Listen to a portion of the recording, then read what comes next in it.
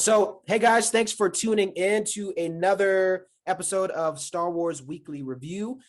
We have lots of new friends with us in the house today on Star Wars Day. But without me talking, I'm just gonna step back and let everyone on, down the row introduce themselves. So, Aaron, why don't you, Lady Aaron, why Ladies don't you kick first. it off? Introduce yourself. What do you do? Yeah. All right. Hey guys. My name is Erin. I have a handle on TikTok.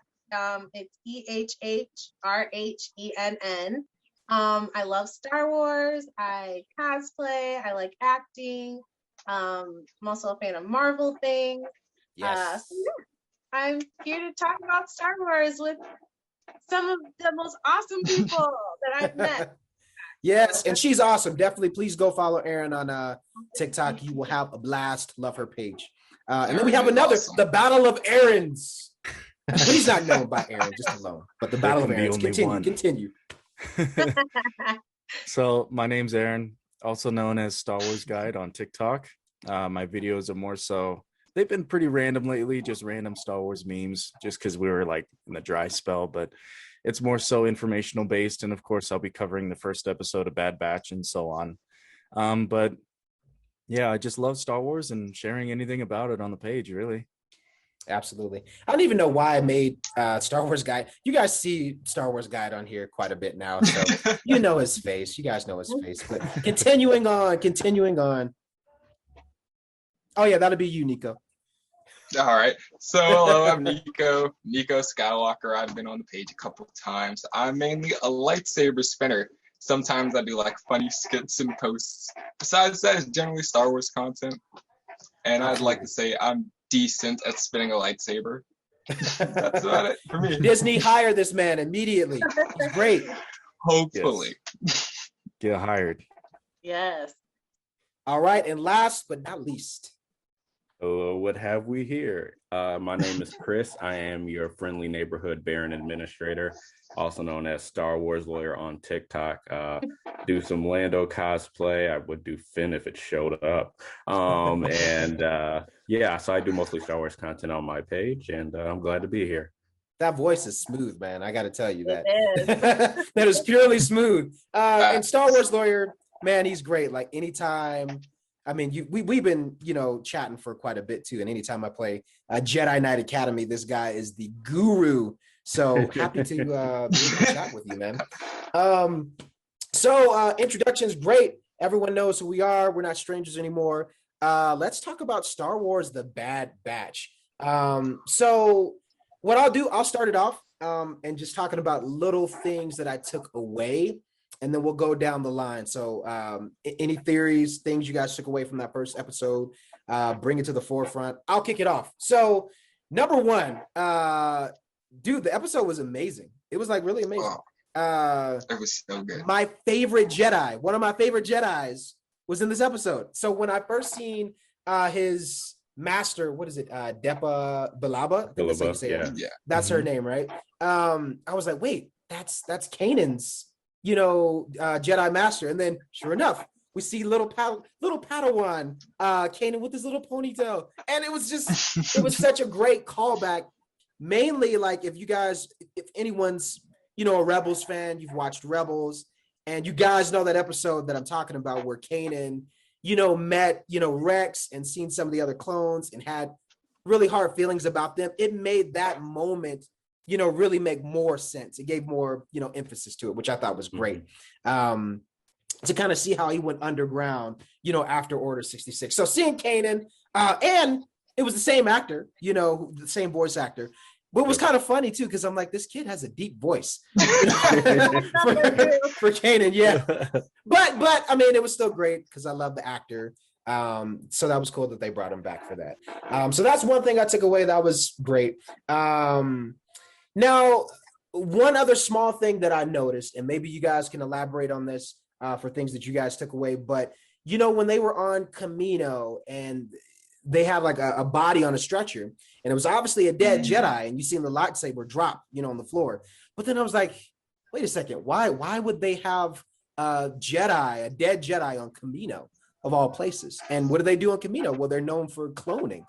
So I don't know, maybe I'm making something out of nothing, but I thought it was interesting. And I feel like usually those scenes are there for a purpose, but that was something that I took away. And I was like, I wonder what they may be doing with that. I don't know. And then another thing, I mean, everyone else can elaborate on Omega.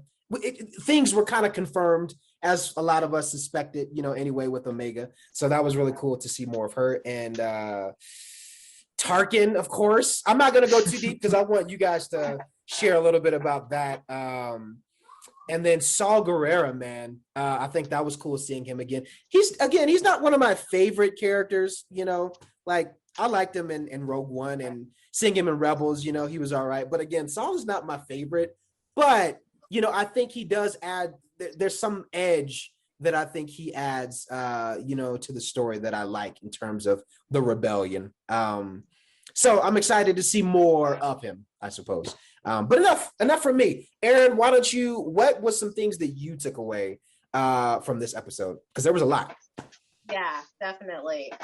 Well, just to add to what you said, I love the beginning, where you see Kanan and his Jedi Master, and it just kind of, you always heard about that part in Rebels, and then to actually see it, through like Kanan's point of view, and also the other's point of view, to see like what actually happened. I loved that. Yeah. Like Star Wars universe is like a moving universe. So to see like pieces come together and connect is like, it's awesome. So yeah. I didn't know what to expect when I started watching the show. So when I saw it, I was like, wait a minute. I felt like a little kid. I was like, oh my gosh, this is the part. So that got me really excited. I loved that. Yeah.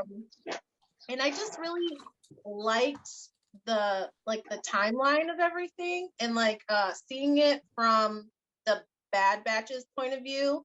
Because we know that they're different.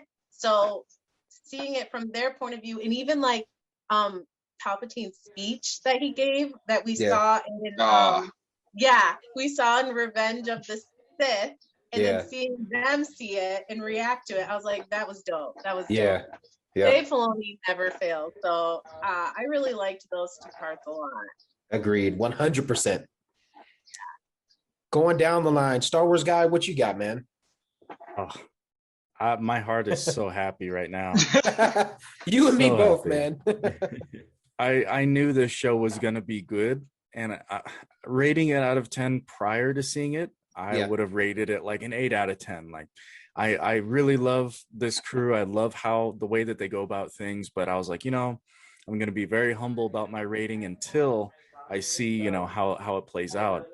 And then ever since I saw the first 10 minutes, I was just blown away. Yep. Once you see those first 10 minutes, you're hooked. Yeah, man. Agreed. Like Aaron was saying, seeing it from their perspectives it's just incredible. And I'm sure a lot of us can relate. There's so many questions from the transition from, Clone Wars, the official Clone Wars ending. So seeing a lot of clones transition to the Empire, what transpired in between that, who did they brainwash? Who did they kill? Who did they get rid of, make magically disappear? Or who did they make the poster boys, So there was just so much going on. But to add on to your question about Camino, there was in the Clone Wars, I don't remember what episode it was, but it was when Domino Squad was training. There was a few Jedi that were present there, along with a few others that were actually taking part in, training some of the clones and stuff. So I don't know too much. I'm not going to speak on what I don't know, but that was my biggest guess, that they did have a decent amount of Jedi present there to maybe see their own squad or their own, company train or whatever it was, Oh, yeah. Interesting. I didn't think about that. Good catch. Nico, what about you, man? What's some stuff you took away? I love Wrecker even more. So, oh yeah. I'm like a huge Wrecker fan, but I was very interested with how they used Omega in this episode. Yeah. Like she was almost in a sense new fans' experiences walking through this episode, but like she knows just a little bit more. Yeah. And I'm Yeah. also interested, like when Crosshair like was coming into the what is it, the cargo hold where they took all their stuff. Like Yeah. all they Yep. heard was footsteps, but she knew Crosshair was about to come through the door. That was pretty interesting to me. Yeah. Oh yeah, I didn't catch that. Interesting. Yeah, Mhm. yeah. Star Wars lawyer, And man. yeah, that's it. Yeah, so I went into this with, you know, with some excitement, but with no expectations. I'm trying to do that because it seems to be paying off. Yeah. Yeah. Um, but as I was watching the episode, and you know, I heard Caleb, and I was like, "Oh, I know where this is Yeah. about to go." Yeah. And yesterday, I had just started season 2 of Rebels, going through another rewatch, and so Yep. I had just finished watching the episode with Rex, and I was like, "Oh, here comes this clone hate." Yeah. But one thing I noticed about Omega is we don't know how much she knows about the Bad Batch yet, because you Yeah. know she's that a medical assistant. But when you point out the you know, the Jedi being stationed there, it makes me think back to something that happened in Legends when Dooku and Watemo and some other people created General Grievous. They used blood transfusion from Sifo Dyas and put in General Grievous. So having some Jedi stationed there, and you know, we know Palpatine doesn't really successfully make clones that can handle the Force. But if some people were going to be able to do it, it'd be Yeah. the Kaminoans. So I'm not saying Omega is Force sensitive, but I'm Yeah. not saying she's not. Interesting. Okay. So true. Which kind of touches on what Nico was saying a little bit, where she kind of sensed that, you know, Crosshair was coming in, you know, when they were in the hangar. So that is interesting. And I really I mean, it was kind of again with Omega, something I was going to mention earlier was like, we kind of all, you know, suspected she was, you know, obviously a clone, you know, just a female version. And she's the 5th, you know, I guess defective clone that's a part of this crew now, which I'm excited to see, you know, what they do. Now, here's a question that I kind of want all of us to go through is Crosshair, because we talked a little bit about him. I think he's such a unique, you know, character in that group. Because I'm like, you know, I want to see him do more. I want to see him kind of be a part of the group. You know what I mean? Be a part of the gang. But he seems to still have some issues with, you know, the inhibitor chip. So what are you guys' theories with his character? Like, will he be opposition to the group, or will eventually something happen where he'll join the Bad Batch again? Oh, and anyone, feel free, chime. That man, I have sussed that man from the beginning. I do not trust him. So I am fine if he does not you know, go, but I see sort of like a ending of a hand-to-hand battle between him and Hunter. Okay. Interesting. You know, I just had it. I'm not, everyone still be commenting, but I want to say this. I almost had another thought. What if the inhibitor chip in Crosshair was defective and he's just doing things the way he thinks they should be? That's a thought. You know what I mean? Like you were saying, like from the beginning, there's kind of been, you know, suspicion of that character. You know, so what if he's really just thinking like, yeah, good soldiers should follow orders. And, you know, he really does feel the way that he does. I don't know. That's another theory. You know, I had a feeling. It was a gut feeling when Tech figured out, you know, there was only one order that's going out right now, which was Order 66. And the moment he said it, I was like, oh shit, something triggered in someone's mind.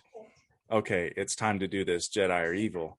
Yeah. And then, of course, we see it in Crosshair almost right away. He's like, all right, well, they told us to do it. Like you said, you know, he values following orders, doing things by the book. And Hunter, as well as the other crew, you know, that's what they do. They're like, I don't really want to follow the order entirely. But once, I mean, this gave us more insight on how those chips work. I mean, it could be a little bit defective, but whatever device that they used to make his chip more, I don't want to say intense, but more, what's the word? I'm terrible with words. I'm sorry. No, I think that was a good word. They intensified it. They did. Yeah. Yeah. But where he thinks just like the rest of the clones now. But yeah. it can go one of two ways. Either he sticks with the Empire for as long as they need him, as like a kind of special operations. Maybe he's going to be the leader of the elite squad troopers because he kind of looks like one already. Yeah. Yep. Or they capture him after they fight and then they remove the inhibitor chips after Tech would be most likely the one to figure it out. Like, hey, everyone's got these chips besides, it seems like the rest of the squad. I could see that. That's interesting. Any other thoughts on Crosshair?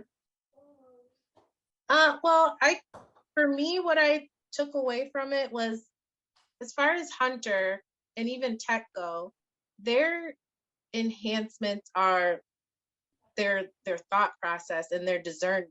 So immediately we know that Hunter is like, this isn't right. And then Tech can logically think that this isn't right. But as far as like Crosshairs goes, like his enhancement is to be a good shot and to be a good soldier. So I feel like that's, what he either, willingly wanted to do or was going to do anyways. But for Hunter and Tech, I feel like their enhancements are different anyway. So they're just going to be like, like, why would we do this? On top of just not following orders anyways. But I thought that was interesting because I'm like, it would be that clone who is only supposed to, his enhancement would be, to shoot well. As opposed to having, a logical thought process and, advanced senses and things like that. So I thought that was interesting. Yeah, he's an interesting character. I want to see, but you guys bring up good points where I could still see there's this tension between Crosshair and Hunter, which has kind of been like that from the beginning, like what Star Wars Lawyer was saying. So interesting. We'll see what happens. Any other thoughts on Crosshair? I'm with Chris on I this kind of one. like him. I don't. Yeah. Sorry.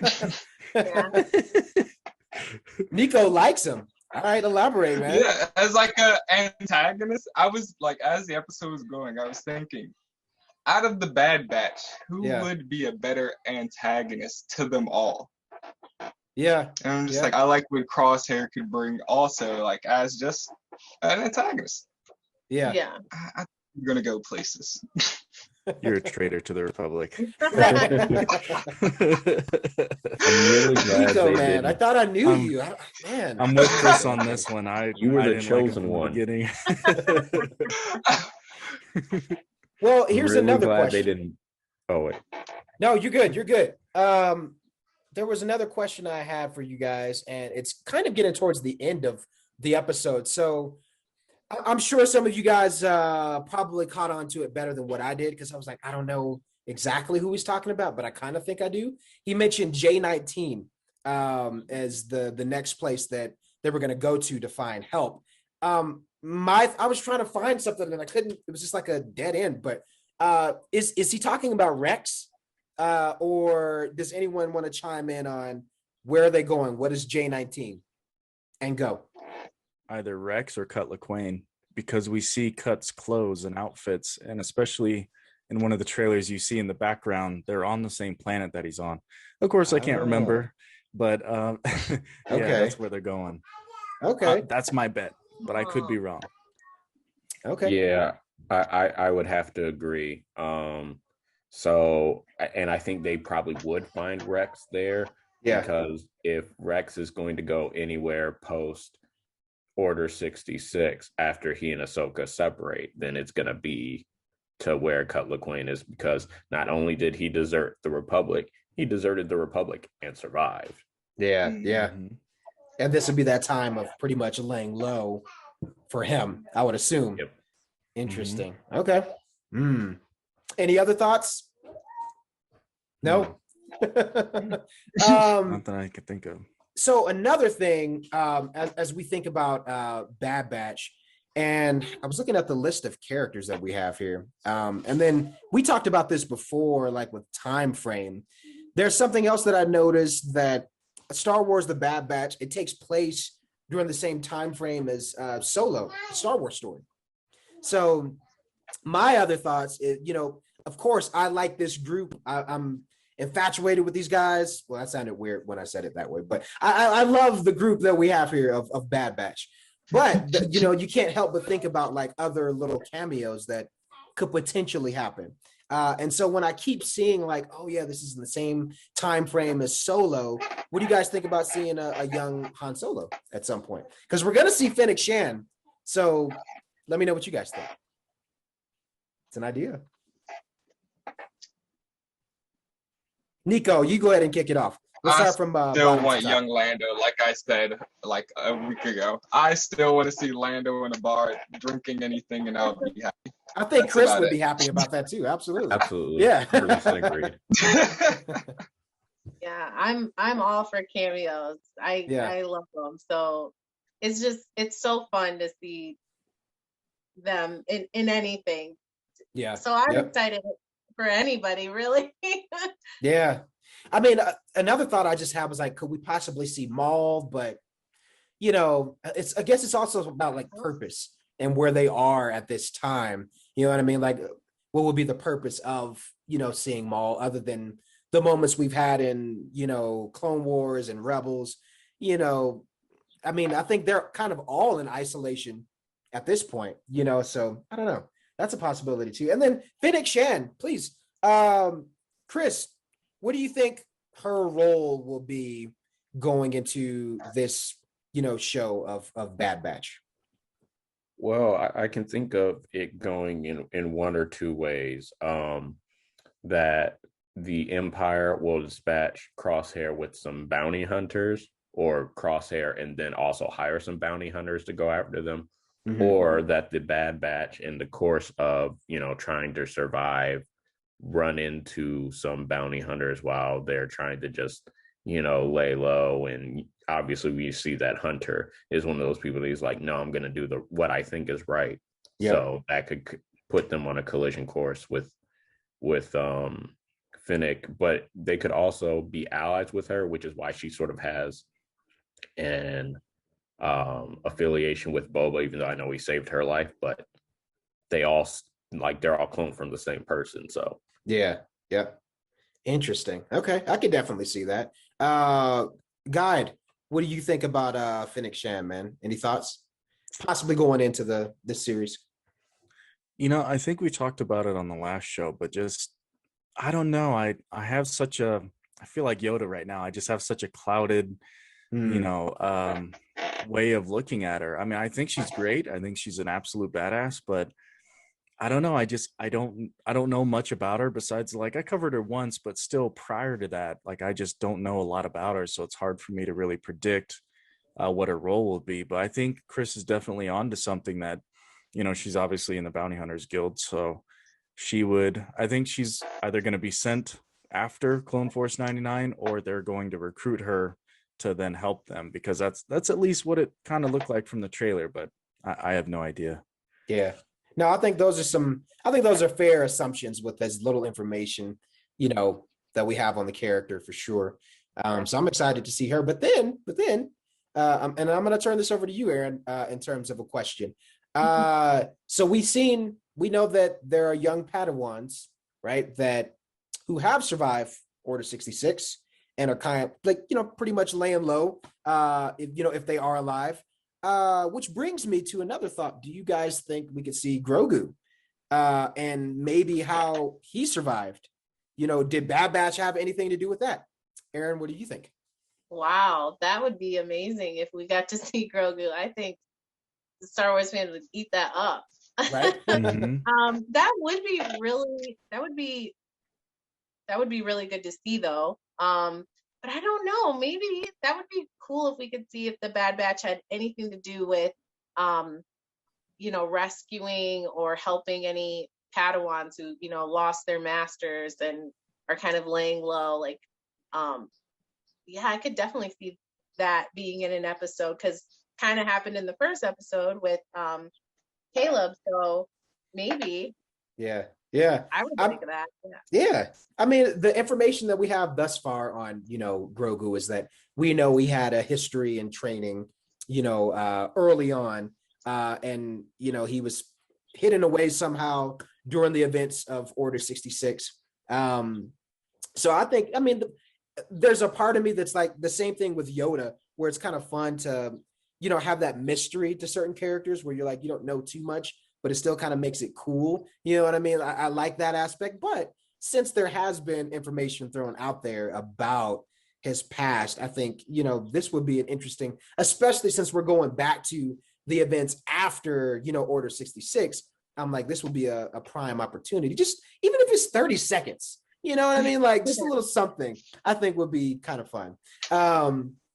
So yeah, I think that would be an interesting thing to see. Now, we'll start with Nico on this question and go all the way back up. All right. This is something that I talked about before in another video we did, but I think Bad Batch is essentially answering a question that, some of us fans, if you've read comics, then you probably, are aware of some of these things, or even in Legends, for instance. But the question of, what happened to the clones after Order 66, and, what's the difference between the clones, stormtroopers, and, when you're entering into, the Imperial era, what's the whole difference between them, and why do the stormtroopers suck compared to, the clone troopers, right? Obviously, I feel like this does a great job at showing us, we know the knowledge, but this really shows you the transition of what's going to happen. So, Nico, what do you think we're going to see in terms of that transition, from clone troopers to, stormtroopers? Okay, I love this use of Tarkin here, where it's like he's showing up just to be like, is this even cost effective for us? And I love that. That's a great transition into explaining why stormtroopers suck, because Tarkin hates clones, and I would love if that's just the reason. Besides that, before I felt like I kind of just assumed that they were almost unable to make more clones, but I feel like the Kaminoans might just betray them because of like the conversation Tarkin had with them. They're not the Republic anymore; they're the Empire. So where do their where do they lie now? Like what are the Kaminoans gonna do now? Since like they are even questioning who's like, where do the Empire's loyalties really lie? Where do they really lie? That's what I'm curious about. And maybe like, because the Kaminoans are still there on Camino, and they're still like, I think we're gonna see a lot more of them throughout the show, like those two in particular, and I'm so excited. Yeah, me too. Good point. Chris, what do you think, man? So I'm trying to think back because, like Nico said, Tarkin doesn't like clones, and they're switching away from the clones because, the Empire's trying to be cheap, which, you get what you pay for. But,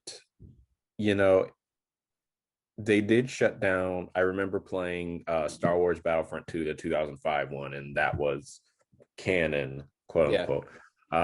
For the time, and so they sent the 501st to shut down the cloning facilities on Camino, so the Kaminoans couldn't create a new army to take down the Empire, which makes sense.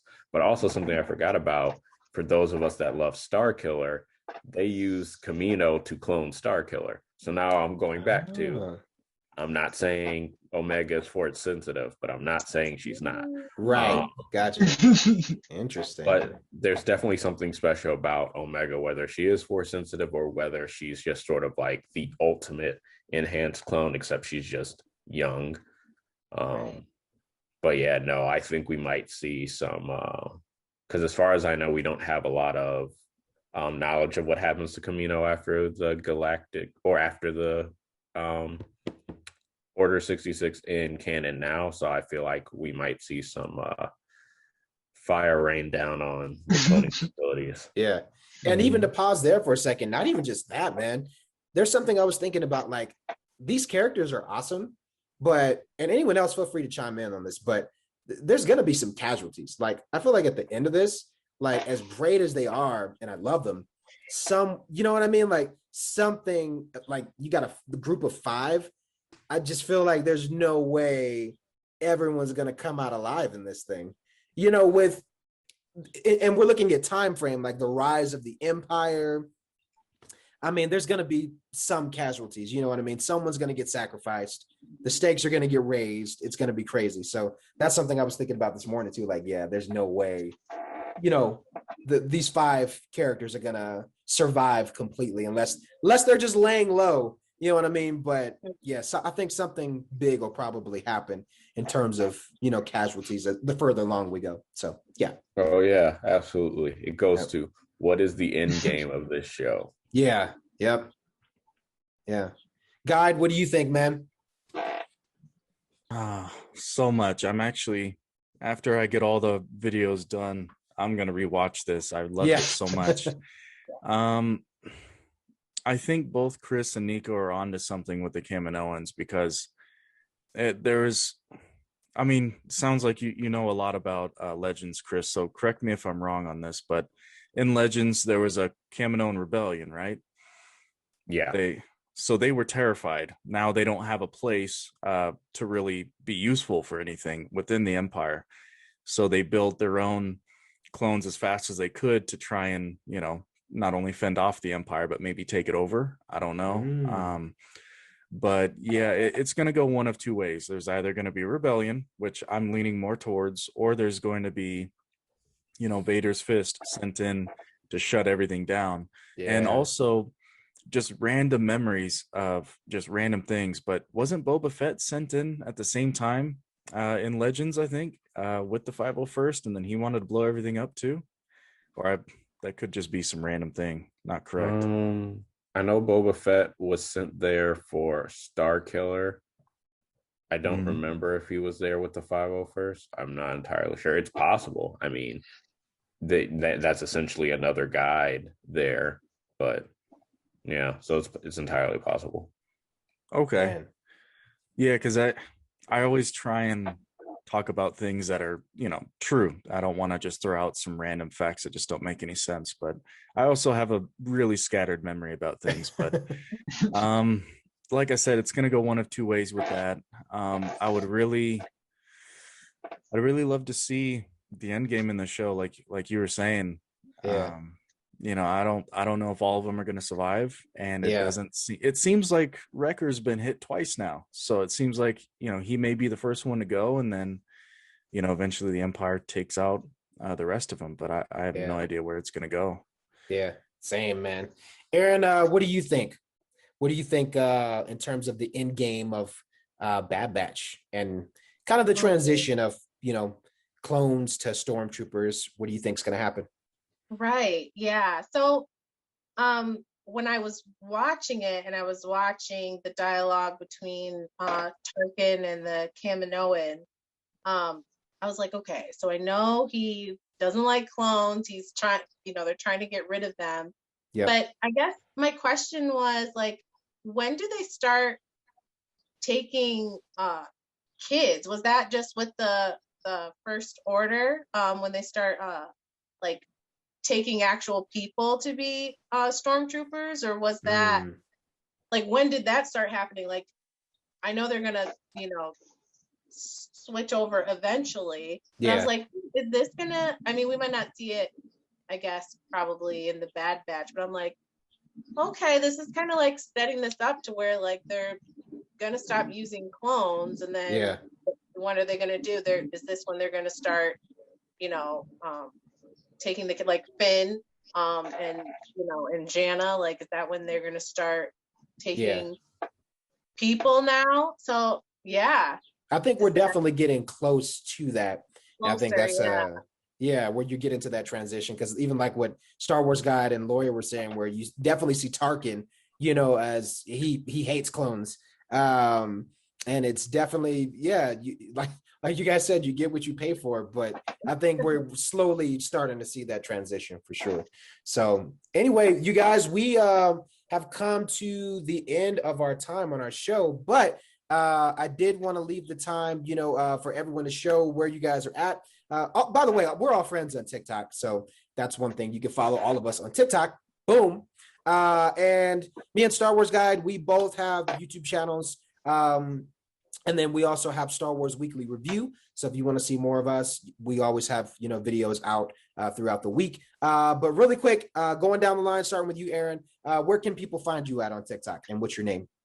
Okay, my name on TikTok is Erin, but it's spelled EHHRHENN. So it's kind of like a funny phonetic way of spelling it. I'm on TikTok, it's Instagram. But my TikTok is way funner than my Instagram. Same. Yeah, that's where you can find me. So yeah. Sweet. Star Wars guy, what about you, man? Where can people find you? TikTok is probably the most fun place they'll find me. Okay. YouTube isn't super active, same as Instagram. They're both not as fun as TikTok. Bet. TikTok's easier to upload. So yeah, you just look up Star Wars Guide on TikTok, and that's where you'll find me. We're trying to break the curse of 44K. Trying to yes. Yeah. Chris, Star Wars Lawyer, where you at, man? You can find me on TikTok at Star Wars Lawyer, all one word. And you can find me also on my podcast, Too Black, Too Nerdy, on pretty much anywhere you listen to podcasts. Awesome. And Nico, what about you, man? Where you at? All right, you can find me on TikTok at nico.skywalker. I make lightsaber spinning videos every day. Heck yeah. And this whole crew, you'll see us again this Friday. We'll be here geeking out, chatting, talking about theories and everything that we took away from the second episode of Star Wars: The Bad Batch. I want to thank everyone for watching. If you're new to the channel, please be sure to subscribe, like this video, and share. And we will see you for the next video. And it's Star Wars Day. I'm going to try to do this in unison really quick. So we all have to say, May the 4th be with you. All right, ready? 3, 2, 1. May the 4th be with you. Yeah. Bye, guys. All right, bye. Thank you.